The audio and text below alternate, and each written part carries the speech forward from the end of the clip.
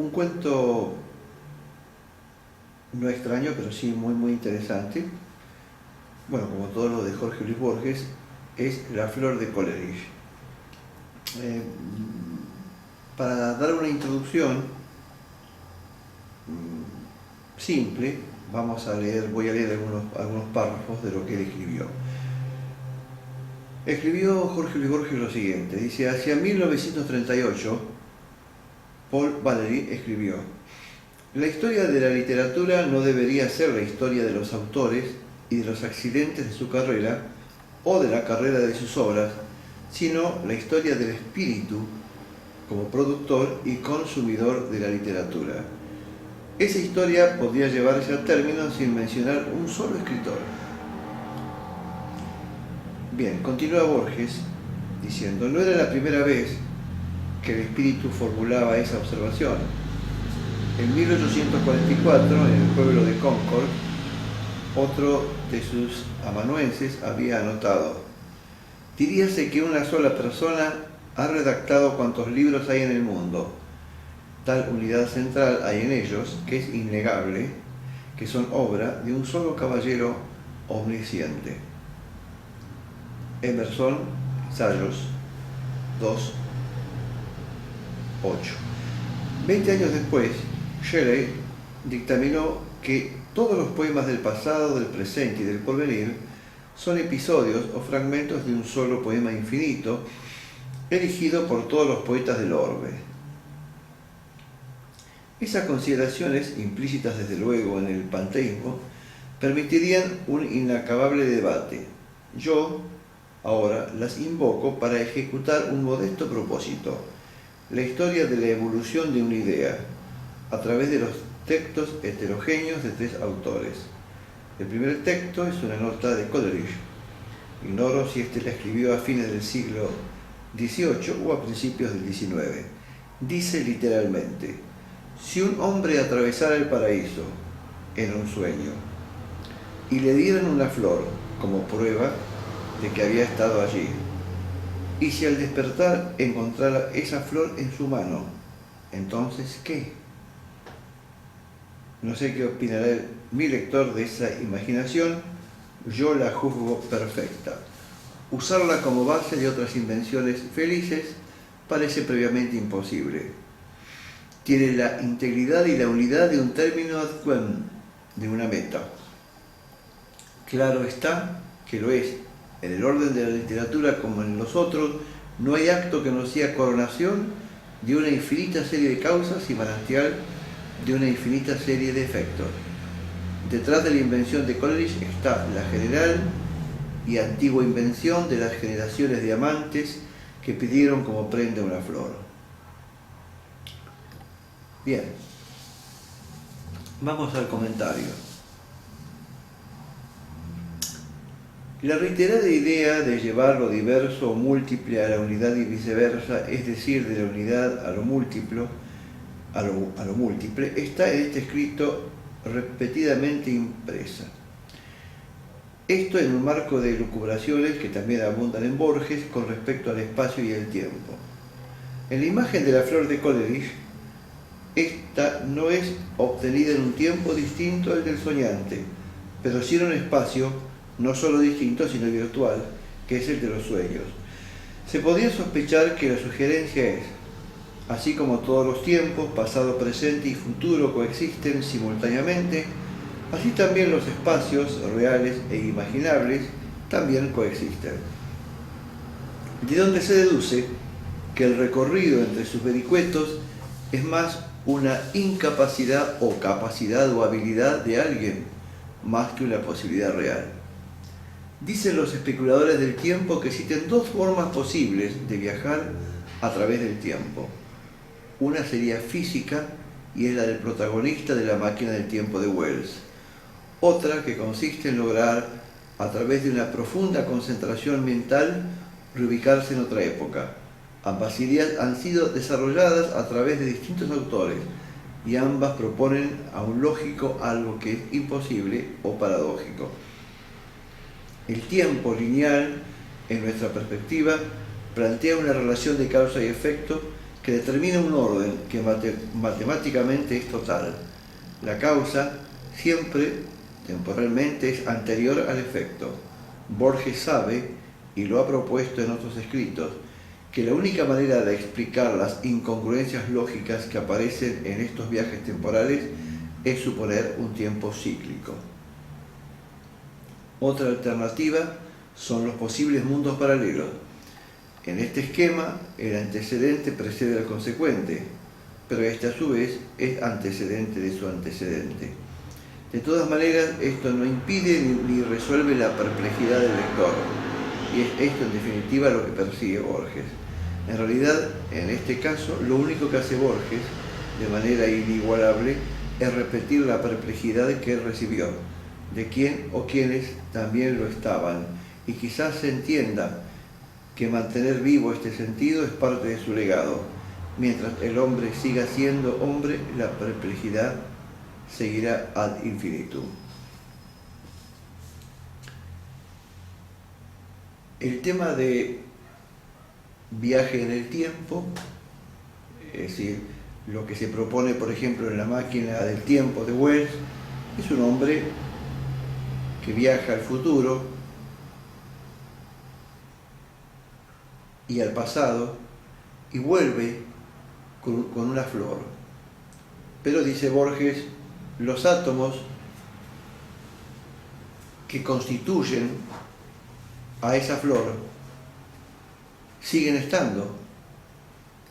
O sea, supongamos que la flor es traída desde el pasado, esos átomos siguen estando en el presente, pero formando parte de otro cuerpo. ¿Cómo se explica esta especie de contradicción? Átomos que constituían una figura en el pasado y ahora están en otra, pero siguen estando en la flor que esa persona trae, supongamos, del pasado.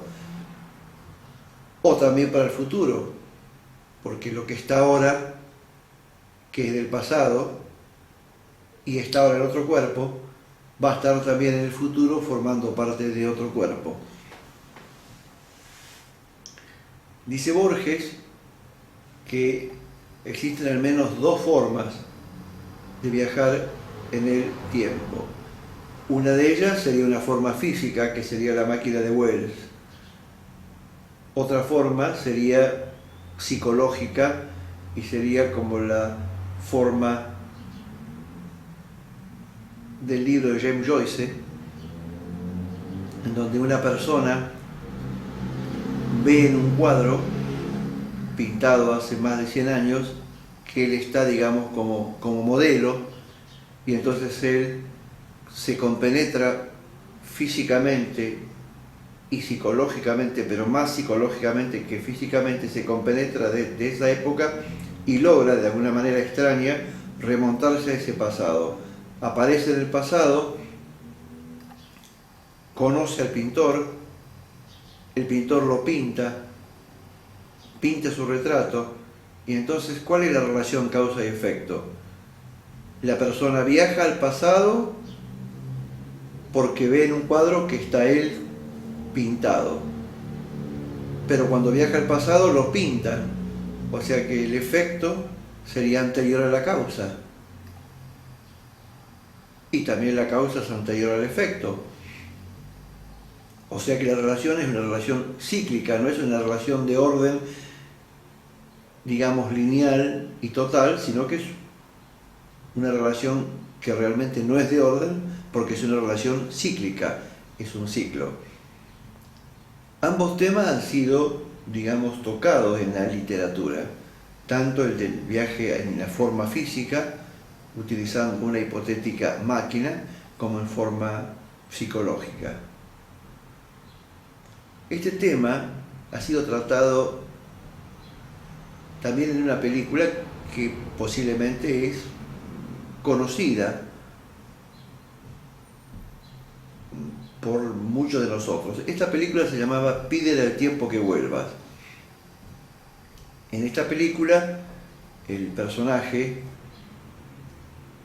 es un escritor que en un lugar, en un hotel, ve un cuadro de una mujer, se enamora de ella, entonces trata de viajar hacia el pasado y averiguando él cuántas posibles formas hay de ir hacia ese hipotético pasado, se entera de que hay dos. Una física, que es imposible para él porque por el momento no existe, o al menos no conocemos, una máquina del tiempo. Más aún, él se entera de que es posible hacer el viaje, pero en forma psicológica. Entonces él va a un hotel y se compenetra psicológicamente, se encierra en un cuarto para tratar de despertar en el mismo cuarto, pero en el tiempo en el que está esta mujer de la cual él está enamorado. Lo logra esto, es decir, logra psicológicamente compenetrarse de esa época, de ese momento, y una mañana se despierta y está en ese pasado. Conoce a la mujer y hay una parte muy interesante en esta película, en donde hay un elemento que juega un papel extraño en el argumento. Cuando este film o esta película comienza, el personaje principal está dando una charla en una universidad, presentando un libro, y llega una mujer bastante mayor que él, anciana, lo mira y le entrega un reloj. Un reloj de estos que tienen cadena, que estos relojes, digamos, antiguos, que se usaban o que se usan a veces, pero más se usaban en los chalecos.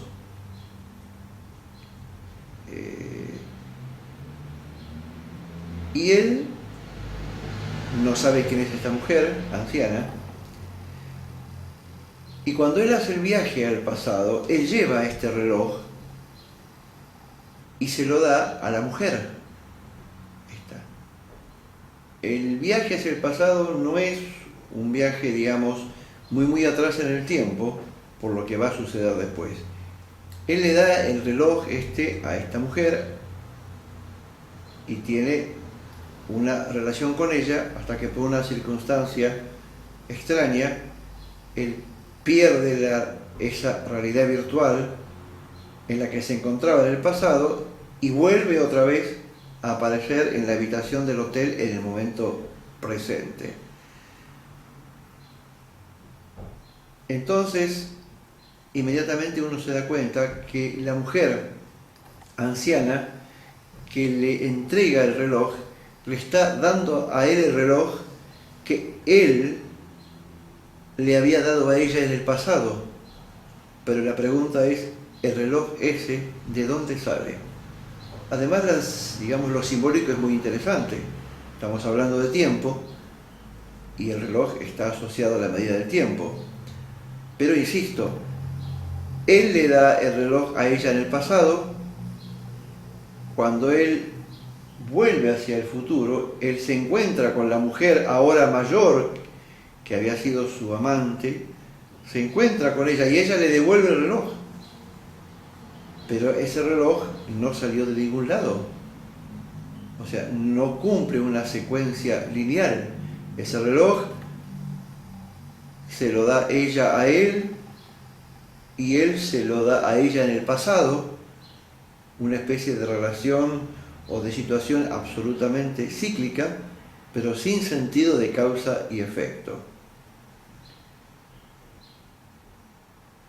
Bueno, esto para comentar, digamos, lo que dice Borges en su cuento, que es cierto. Hay dos formas de viajar, es cierto, desde su perspectiva como escritor, ¿no? Una forma es física y otra forma no es una forma física, sino que es una forma psicológica, aparentemente, de viajar en el tiempo. Sobre esto se pueden hacer algunos comentarios más, sobre viajes en el tiempo. Pero lo vamos a dejar para una charla posterior.